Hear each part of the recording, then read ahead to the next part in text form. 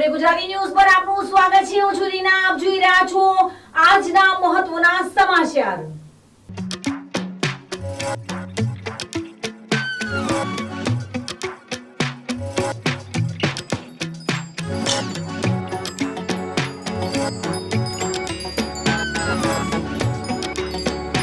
લોકમાતા બનાસ નદી એકવાર ફરી જીવંત થઈ છે, પરંતુ સરકાર દ્વારા નદીઓને પ્રદૂષિત થતા અટકાવવા માટે નક્કી કરવામાં આવેલા નિયમોના ધજાગરા ઉડી રહ્યા છે।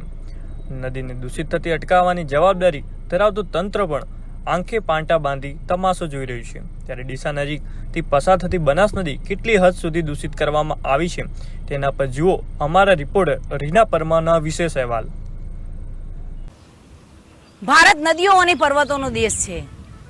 નદીઓની જાળવણી એ આપણી સંસ્કૃતિ છે, પરંતુ આપ જોઈ રહ્યા છો તેમાં બનાસમાં આ રીતે કચરાના ઢગ ઠાલવવામાં આવે છે।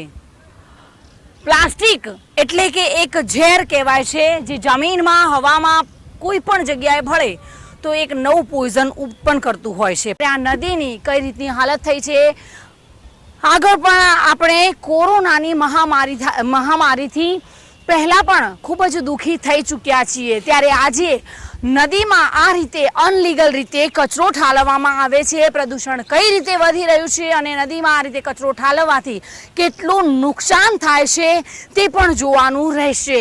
Reena Parmar, today news, Banaskantha. તો દર્શક મિત્રો, આ હતા આજના સમાચાર। વધુ સમાચારો માટે જોડાયેલા રહો ટુડે ગુજરાતી ન્યૂઝ પર। નમસ્કાર।